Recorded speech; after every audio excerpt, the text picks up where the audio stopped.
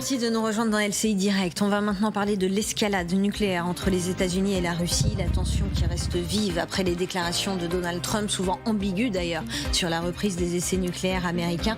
Voici la réponse de Vladimir Poutine. Si les États-Unis ou d'autres États parties importantes au traité effectuaient de tels tests, la Russie devrait également le faire en conséquence et apporter une réponse adéquate. Et je salue les invités qui m'ont rejoint. Bonjour Claire Cambier, merci d'être avec nous, reporter international LCI. À vos côtés, Thomas Misraki. Bonjour Thomas, journaliste international LCI. Et Arthur Koenigsberg, merci d'être avec nous. Bonjour. Fondateur d'Eurocréatif, consultant en stratégie d'influence. D'abord, que nous dit ce ping-pong permanent, Arthur, dans la menace entre les États-Unis et la Russie?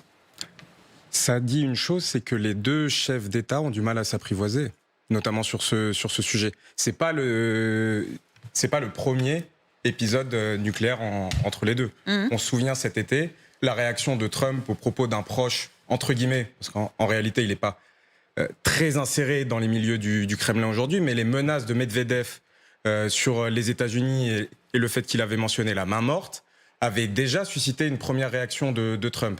C'est-à-dire qu'il avait annoncé le lancement de 2 sous-marins nucléaires normalement proches de la Russie pour mettre une première pression sur la Fédération de Russie. Mais là, c'est différent. Le premier qui menace, c'est Donald Trump. C'est Donald Trump. Et la réaction de Poutine, elle est en réalité plutôt mesurée. Mais comme depuis le 24 février 2022, il n'y a pas tonne de déclarations ultra menaçantes de Vladimir Poutine, que ce soit sur l'Europe ou sur les États-Unis. En revanche, il y a un nombre de propos très menaçants de l'entourage de Poutine, de l'appareil d'État russe et des propagandistes du Kremlin sur le sujet nucléaire, parce qu'ils ont compris une chose, c'est que effectivement, le nucléaire est peut-être l'un des bras armés de la guerre informationnelle et psychologique menée par la Russie sur les opinions publiques occidentales, parce que le nucléaire, effectivement, fait peur. Mais aujourd'hui, dire que nous sommes dans une escalade nucléaire entre les deux pays, c'est peut-être très prématuré. Alors, on va regarder ce que dit le Kremlin sur les déclarations de Donald Trump. Le Kremlin, Dmitri Peskov dit « On attend des explications des États-Unis. Là, les propos sont ambigus. On ne peut pas dire ce que voulait dire le président américain. » Thomas Misraki, est-ce qu'on arrive à décrypter un peu les propos de Donald Trump qui ont été assez ambigu sur la reprise des essais nucléaires? Plus qu'ambigu, flou, ils sont ces propos. Alors la question, c'est de savoir si ces propos sont flous volontairement ou si, il y a chez Donald Trump une sorte de non-compréhension, d'ignorance de ce que ces propos peuvent avoir comme effet. Et ça, c'est important. Il y a 2 choses à savoir d'abord. C'est que derrière Donald Trump, il y a plusieurs éléments, plusieurs personnages, plusieurs personnes, plusieurs fondations, même les Heritage Foundation, qui est considéré comme un centre de réflexion qui a écrit une grande partie du programme de Donald Trump, pousse depuis des mois, et ça bien avant sa réélection, à ce que les États-Unis reprennent leur programme d'essais nucléaires. Ça, c'est la première chose. Jusqu'à présent, toute la force de la dissuasion, que ce soit entre les États-Unis ou les États-Unis et la Russie ou le reste du monde, c'était justement de ne pas parler de nucléaire. Ce qui a changé, alors il n'y a pas d'escalade nucléaire pour l'instant entre ces deux puissances, mais ce qui a changé, c'est qu'il y a une escalade dans les mots. Oui. Et ça, c'est véritablement nouveau. On a eu Chris Wright, qui est le secrétaire à l'énergie. On a eu des gens comme Robert O'Brien, qui est un ancien conseiller de Donald Trump, qui disent tous aujourd'hui il faut que les États-Unis reprennent leurs essais nucléaires. On n'avait pas très bien compris depuis 2 ou 3 semaines s'il s'agissait de tester l'armement, s'assurer que les missiles fonctionnent, les silos s'ouvrent correctement, s'assurer que les protocoles soient respectés, ou si les États-Unis voulaient véritablement recommencer ces tests nucléaires.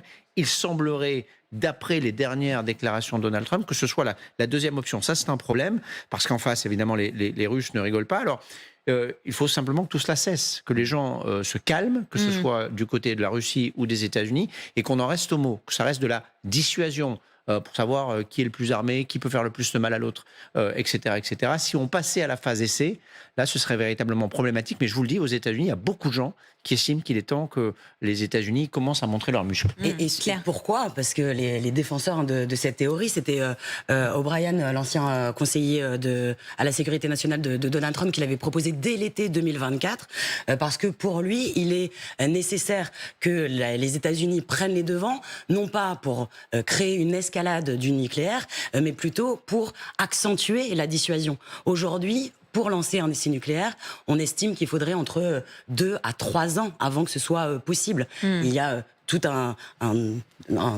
terrain à préparer, beaucoup de choses à mettre en place avant que ce soit vraiment possible, notamment dans le Nevada, là où il y avait les derniers essais nucléaires. Et pour ces défenseurs, en tout cas, c'est prendre les devants face à la Chine, face à la Russie, qui, depuis une décennie, n'entendent pas entrer dans des pourparlers pour diminuer leur armement nucléaire. Donc c'est un petit peu la solution de la dernière chance, on a envie de dire, pour essayer de les pousser finalement à négocier. Ça peut paraître contradictoire, mais en tout cas, c'est la défense qu'ils amènent. Alors, en attendant de savoir plus sur les essais nucléaires dont parle Donald Trump, est-ce qu'il va les reprendre ou pas, Poutine demande à ses services de recueillir le maximum d'informations sur les plans des Américains. On l'écoute. Je demande au ministère des Affaires étrangères, au ministère de la Défense de la Fédération de Russie, aux services spéciaux et aux agences civiles concernées de faire tout leur possible pour recueillir des informations supplémentaires, de les analyser au sein du Conseil de sécurité et de soumettre des propositions coordonnées sur le lancement éventuel des préparatifs d'essais nucléaires. Arthur, quel type d'informations les ministères russes, les services spéciaux russes veulent et peuvent recueillir sur les plans des Américains ? Mais je crois que la vraie question que se posent à la fois les Russes, les Chinois, mais tous les acteurs mondiaux, c'est ce que soulignait Thomas. Que voulait dire Donald Trump avec sa fameuse phrase sur la reprise des essais nucléaires ? Est-ce que ce sont des tests, effectivement, de la charge nucléaire ? Et là, effectivement, il y a une étape qui est franchie et on pourrait avoir peut-être une escalade au niveau de la Russie et de la Chine. Mais est-ce qu'aussi, il pouvait juste parler des vecteurs ? Et dans ces cas-là, il n'y a pas du tout d'escalade. Et effectivement, on sent que les Russes sont très interrogatifs sur ce sujet. En tout cas, les propos de Vladimir Poutine sont prudents, sont plus en réaction. Mais en réalité, il y a aussi quelque chose que dit cette séquence. C'est peut-être le manque de stratégie russe vis-à-vis de Donald Trump. Parce qu'il faut se souvenir où nous étions lors du retour de Donald Trump en janvier dernier. On avait un Donald Trump qui tentait de tendre la main à Vladimir Poutine, de le ramener à la table des négociations, en tordant le bras de Volodymyr Zelensky, en lui bradant une partie de l'Ukraine et de la souveraineté ukrainienne. On a un Donald Trump ensuite qui reçoit Vladimir Poutine en Alaska, toujours en pensant qu'il pouvait lui faire avaler un certain deal. Et aujourd'hui, nous sommes effectivement dans la reprise d'un vrai dialogue nucléaire entre ces puissances, avec un acteur qui est pour l'instant plutôt silencieux et dont on ne parle pas suffisamment, et qui était peut-être le vrai acteur sur lequel Trump voulait appuyer, c'est la Chine. C'est la Chine. Plus que peut-être la Fédération de Russie. Mais le manque de stratégie russe vis-à-vis de Donald Trump et peut-être le cadeau politique et stratégique qu'il représente aux Russes est vraiment interrogeant. On va écouter maintenant les mots du ministre russe de la Défense. Pour lui, la reprise des essais nucléaires américains constituerait une montée en puissance du danger pour les Russes. Écoutez. Washington organise régulièrement des exercices de ses forces stratégiques. Le dernier exercice de ce type visant à étudier les questions relatives aux frappes préventives de missiles nucléaires sur le territoire russe a eu lieu en octobre. Il s'agit d'un ensemble unique de mesures et de plans éventuels américains visant à effectuer des essais nucléaires, ce qui augmente considérablement le niveau de danger militaire pour la Russie. Compte tenu de ce qui a été dit, je pense qu'il est souhaitable de commencer immédiatement les préparatifs en vue de procéder à des essais nucléaires à grande échelle. La disponibilité des forces et des moyens sur le site central d'essais nucléaires de l'archipel de Novaya Zemlya permet de mener à bien cette opération dans un délai très court. Thomas, finalement, avec ces déclarations, est-ce que Donald Trump n'a pas nourri la machine russe qui cherche à faire peur à tout le monde? Oui, elle s'auto-nourrit, cette machine, clairement, entre les États-Unis et la Russie. Mais le plus gros problème là-dedans, c'est finalement les risques de prolifération horizontale. C'est ce que dit Raphaël Grossi, qui est le patron de l'AIEA, l'Agence internationale de l'énergie atomique. En fait, des pays qui n'ont pas encore... Il n'y a que 9 pays qui possèdent l'arme atomique aujourd'hui dans le monde. Des pays qui n'ont pas forcément la bombe atomique et qui risquent d'essayer de l'acquérir parce qu'ils craignent leurs voisins ou le climat global. Et c'est en train de se passer actuellement. L'Arabie Saoudite qui laisse entendre que si l'Iran a la bombe, eux aussi veulent la bombe. La Corée du Sud qui dit les Nord-Coréens ont la bombe, donc nous aussi on veut la bombe. Et c'est ça le problème. La dissuasion et le contrôle de la terreur atomique, elle a fonctionné parce qu'il y avait un certain nombre de pays limités qui possédaient la bombe. Aujourd'hui, si ce mode d'armement venait à s'étendre sur la planète, ce serait un véritable problème. La Russie et les États-Unis, regardez le nombre d'ogivres, près de 5600 pour les Russes, 5300 pour les Américains.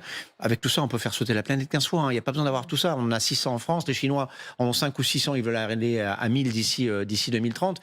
Tout ça, on le sait. Voilà, c'est l'équilibre actuel. En revanche, ce qu'on maîtrise mal et moins, c'est ceux qui voudraient aujourd'hui se munir de cette bombe parce que le climat y est propice. Et que pour eux, c'est peut-être aussi une porte d'entrée dans ce monde-là qu'ils n'ont pas actuellement. Ça, c'est un véritable problème au-delà de ce que vont faire les Russes et les Américains. On espère quand même qu'il y a des gens sensés des deux côtés, que ce soit à Washington ou à Moscou, parce que sinon, on est tous collectivement en difficulté. Voilà, et inquiet. Et donc c'est là qu'on se rend compte, clair, que même si on est dans une escalade verbale, on est quand même dans une escalade dangereuse. Oui, il y a toujours un risque. Le nucléaire, c'est pas un jouet qu'on manipule et qui ne sert que à négocier. Donc effectivement, il y a un risque. C'est Raphaël Grossi qui faisait un parallèle avec la fin de la guerre froide. On lui parlait du film qui est sorti sur Netflix, House of Dynamite, la maison de dynamite, où il y a une menace nucléaire qui arrive sur la ville de Chicago et ils réfléchissent à comment l'arrêter. Et il faisait le parallèle avec Le jour d'après, qui est sorti en 1983. Et il disait c'est dans l'air du temps, c'est des signes vraiment réels de tension qu'on voit auprès des politiques, mais aussi que la société ressent pleinement. On va écouter maintenant les derniers mots de Donald Trump. Nous fabriquons les meilleurs équipements, les meilleurs missiles, les meilleures fusées, tout ce qu'il y a de mieux. Nous avons développé notre programme nucléaire et nous sommes la première puissance nucléaire. Ce que je déteste admettre, car c'est horrible. La Russie est deuxième. La Chine est loin derrière en troisième position, mais elle nous rattrapera d'ici 4 ou 5 ans. Elle veut nous rattraper et elle y parviendra. Allons-nous travailler sur un plan de dénucléarisation tous les trois? Nous verrons si cela fonctionne. Un mot, Thomas, sur les mots du président américain qui dit voilà, on est premier, les autres sont derrière. Est-ce qu'on va travailler ensemble tous les trois sur un plan de dénucléarisation? Pour l'instant, on ne sait pas. Alors, il y a un accord qui prendra fin au mois de février prochain, qui est le New START, qui était un accord de non-prolifération qui demandait à chacun des États, des puissances nucléaires, de ne pas augmenter leur nombre d'ogives. Ça, à partir de février, si cet accord n'est pas reconduit d'une manière ou d'une autre, eh bien, chacun pourra faire ce qu'il veut. Donald Trump, il bombe le torse, là. Voilà, il essaie de faire peur aux Russes et il fait peur au reste du monde. C'est pas forcément la bonne stratégie avec un homme comme Vladimir Poutine en face. Ce qu'on peut espérer, c'est que tout le monde arrive à s'asseoir à la table des négociations et essayer de renouveler cet accord, déjà, ça c'est la première chose. Ensuite, encore une fois, on est dans un scénario extrême. Personne ne peut croire aujourd'hui que cette arme puisse encore être utilisée après ce qui s'est passé en 1945 à Hiroshima et Nagasaki. Pour vous donner un ordre d'idée, je crois que c'était 15 kilotonnes, Hiroshima ou Nagasaki. Les armes qui seraient utilisées aujourd'hui sont, dans le meilleur des cas, 10 ou 20 fois plus puissantes. Donc si on venait à utiliser les armes atomiques aujourd'hui, ce serait véritablement catastrophique. Peut-être pas la fin du monde, ça c'est une quasi-certitude, mais en tout cas ce serait une catastrophe pour la planète. Un mot clair sur le chef d'état-major des armées, Fabien Mandon, qui s'est exprimé hier et qui tire à nouveau la sonnette d'alarme. Oui, il tire la sonnette d'alarme. Alors, ça fait quelques temps qu'il appelle un petit peu au réveil de l'Europe, sachant que on fait face à un retrait américain, en tout cas sur le territoire européen, avec notamment là encore dernièrement des soldats qui ont quitté la Roumanie. On sait que ça va aller de plus en plus loin dans ce sens, et les états-majors français, mais aussi des autres pays européens, en appellent au gouvernement. Il faut se réarmer, il faut que l'Europe puisse être aussi indépendante face à ces menaces. L'atmosphère sur le nucléaire est préoccupante et il pointe à un niveau de discours et d'agressivité assez exceptionnel. Merci beaucoup. Merci.